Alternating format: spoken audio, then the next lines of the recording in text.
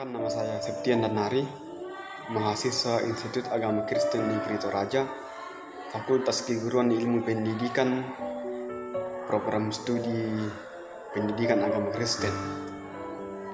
Nah, video kali ini saya ingin membahas tentang kurikulum, yang dimana video ini digunakan sebagai syarat dalam menyelesaikan mata kuliah kurikulum pendidikan.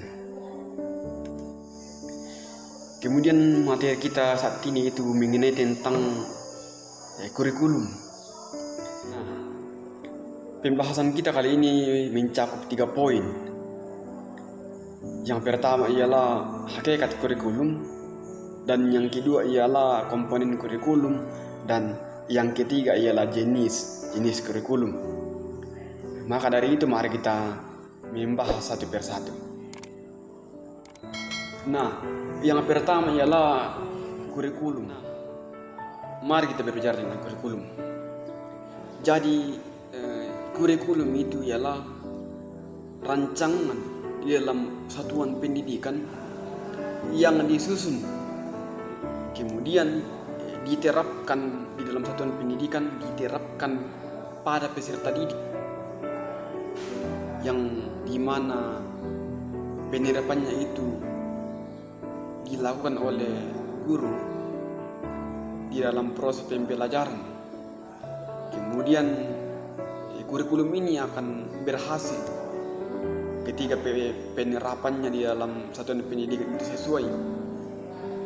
Dan penerapan kurikulum ini biasa disebut dengan usaha atau upaya yang dilakukan agar apa yang menjadi tujuan dari satuan pendidikan yaitu dapat dicapai. Nah, istilah kurikulum sebenarnya pada awalnya itu digunakan dalam dunia olahraga, berasal dari kata kurir. Kata kurir ini artinya pelari, dan kurere artinya tempat berpacu. Jadi kurikulum itu bisa diartikan sebagai jarak yang harus ditempuh oleh seorang pelari mulai dari start sampai finish untuk memperoleh penghargaan. Kemudian pengertian itu sendiri dapat diterapkan dalam dunia pendidikan menjadi sejumlah mata pembelajaran yang harus ditempuh oleh peserta didik mulai dari awal hingga akhir program pembelajaran, kemudian memperoleh penghargaan dalam bentuk ijazah. Nah, dari pengertian tersebut dapat dikatakan kurikulum itu terkandung 2 hal pokok, yaitu adanya mata pelajaran yang harus ditempuh oleh siswa, dan yang kedua ialah tujuan utamanya yaitu memperoleh ijazah. Itulah yang menjadi salah satu pengertian dari kurikulum atau salah satu pemahaman dari kurikulum. Tetapi perlu dipahami bahwa pengertian dari kurikulum itu sendiri tidaklah satu, tetapi pengertian dari kurikulum itu sendiri banyak yang mengartikan. Ada yang mengartikan bahwa kurikulum itu adalah sebuah mata pelajaran, sebuah mata kuliah. Ada juga yang mengartikan bahwa kurikulum itu adalah mata pelajaran. Ada juga yang mengatakan bahwa kurikulum itu adalah sebuah aturan, kurikulum itu adalah sebuah gagasan. Tetapi kembali diingatkan bahwa kurikulum itu banyak pengertiannya. Jadi tidak hanya satu, tetapi banyak. Perlu kita ketahui bahwa meskipun kata kurikulum ini memiliki banyak pengertian, tetapi kurikulum ini hanya memiliki satu tujuan, yaitu untuk mendukung proses pembelajaran dalam satuan pendidikan. Komponen-komponen di dalam kurikulum ini sendiri ada beberapa. Ada komponen tujuan, ada komponen isi atau materi, ada komponen strategi pembelajaran, dan juga ada komponen evaluasi. Maka dari itu, mari kita jelaskan atau mari kita mengetahuinya satu persatu. Yang pertama adalah komponen tujuan dalam kurikulum itu. Program yang dimaksudkan untuk mencapai tujuan pendidikan. Nah, tujuan itulah yang dijadikan arah atau yang dijadikan acuan dalam segala kegiatan pendidikan yang dijalankan. Kemudian bahwa berhasil atau tidaknya sebuah program dalam pembelajaran di satuan pendidikan itu dapat diukur dari seberapa jauh dan seberapa banyak pencapaian tujuan-tujuan tersebut dalam kurikulum. Jadi di dalam setiap kurikulum itu dalam satuan pendidikan pasti dicantumkan tujuan-tujuan pendidikan yang akan atau yang harus dicapai oleh satuan pendidikan tersebut atau satuan pendidikan yang bersangkutan. Nah, komponen yang kedua ialah isi atau materi. Setelah rumusan dari tujuan yang direncanakan dan didokumenkan, maka komponen kedua yang harus dirumuskan ialah isi atau materi yang akan digunakan atau sebagai bahan ajar. Konten atau isi materi yang dituliskan pada kurikulum menempati posisi yang paling penting di dalam menentukan kualitas hasil dari satuan pendidikan. Dan juga perlu diketahui bahwa isi dari sebuah kurikulum itu sebenarnya harus memperhatikan keadaan seperti pada keadaan saat ini itu dalam wabah COVID-19, ya perlu mempertimbangkan isi dari setiap kurikulum dalam satuan pendidikan mana yang pas untuk dilaksanakan di dalam kondisi pada saat ini, yaitu dalam kondisi wabah COVID-19. Kemudian komponen yang ketiga ialah proses atau strategi pembelajaran, di mana strategi pembelajaran ini mempunyai kedudukan yang sangat penting atau sangat strategis dalam kajian studi kurikulum. Kemudian menetapkan strategi itu merupakan langkah ketiga dari tujuan dan isi materi bahan ajar. Kemudian bahwa strategi yang tepat akan mempermudah mengantarkan pencapaian dalam pembelajaran, mengantarkan pencapaian tujuan dalam pembelajaran.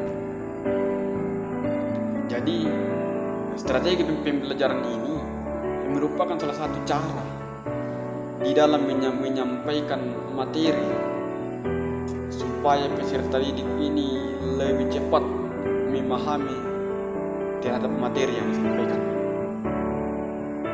Kita melangkah ke jenis-jenis kurikulum, bahwa ada 3 jenis kurikulum.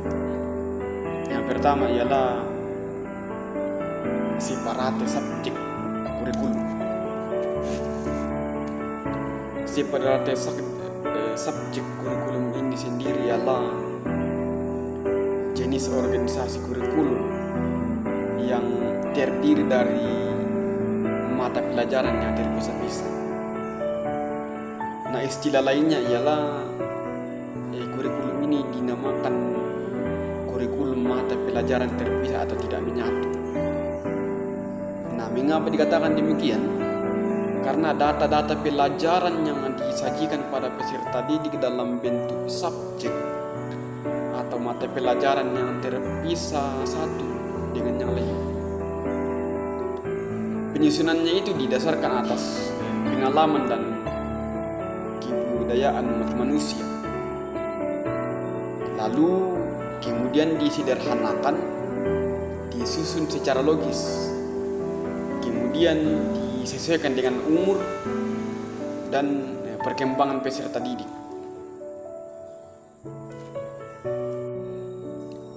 Nah, jenis yang kedua ialah kurikulum korelatif atau pelajaran saling berhubungan. Kurikulum korelatif itu jenis kurikulum di mana beberapa mata pelajaran yang ada hubungannya disatukan menjadi satu mata pelajaran atau bidang studi tersendiri. Dan pada mulanya bahwa penggunaan kurikulum ini hanya sekedar menyinggung bahan atau mata pelajaran. Kemudian mata pelajaran dalam kurikulum ini harus dihubungkan dan disusun sedemikian rupa sehingga yang satu memperkuat yang lain, yang satu melengkapi yang lain. Jadi mata pelajaran itu dihubungkan antara satu dengan yang lainnya sehingga mata pelajaran ini tidak berdiri sendiri-sendiri. Kemudian jenis kurikulum yang ketiga ialah kurikulum yang dipadukan. Kurikulum integrasi yang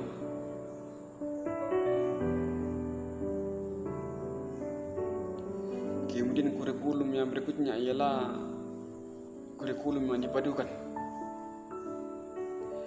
Jenis kurikulum ini yang dipadukan yakni beberapa mata pelajaran yang disatukan atau dipadukan dalam artian menghapuskan segala pemisahan dari macam-macam pelajaran yang lepas. Nah, dengan kata lain bahwa penyajian bahan pembelajaran dalam bentuk keseluruhan pada jenis kurikulum ini diutamakan pencapaian tujuan, yaitu membentuk manusia dalam kepribadian yang bulat dan harmonis. Komponen yang terakhir ialah evaluasi kurikulum.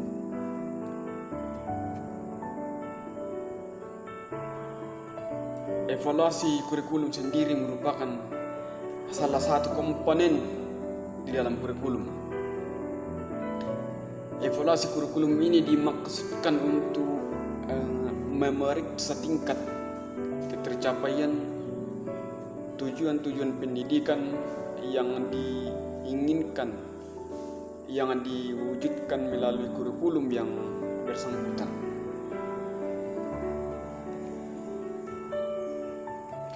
Evaluasi kurikulum ini dimaksudkan untuk memeriksa kinerja kurikulum secara keseluruhan yang ditinjau dari berbagai kriteria. Evaluasi kurikulum itu bervariasi tergantung dari dimensi-dimensi yang menjadi fokus evaluasi di dalam kurikulum. Perlu kita ketahui bahwa evaluasi kurikulum itu memegang peranan penting baik untuk penentuan kebijakan pendidikan yang pada umumnya maupun untuk mengembalikan sebuah keputusan dalam kurikulum itu sendiri. Nah, hasil-hasil evaluasi kurikulum ini dapat digunakan oleh para pemegang kebijakan pendidikan dan para pengembang kurikulum dalam memilih dan menetapkan kebijakan pengembangan pendidikan dan pengembangan model kurikulum yang digunakan. Dari hasil-hasil evaluasi kurikulum itu yang dapat digunakan oleh guru-guru, itu yang dapat digunakan oleh kepala sekolah dan para pelaksana pendidik yang lain di dalam memahami dan membantu perkembangan peserta didik, memilih bahan pelajaran, memilih metode dan alat-alat yang akan digunakan atau alat-alat bantu yang akan digunakan di dalam pembelajaran. Mungkin materi yang dapat saya sajikan mengenai kurikulum, mengenai komponen kurikulum, mengenai jenis-jenis kurikulum. Jadi itulah materi yang saya dapat sampaikan pada saat ini. Sekurang-kurangnya saya mohon maaf. Saya Septian Danari, mahasiswa Institut Agama Kristen Negeri Toraja, Fakultas Keguruan dan Ilmu Pendidikan, Program Studi Pendidikan Agama Kristen, mengucapkan terima kasih.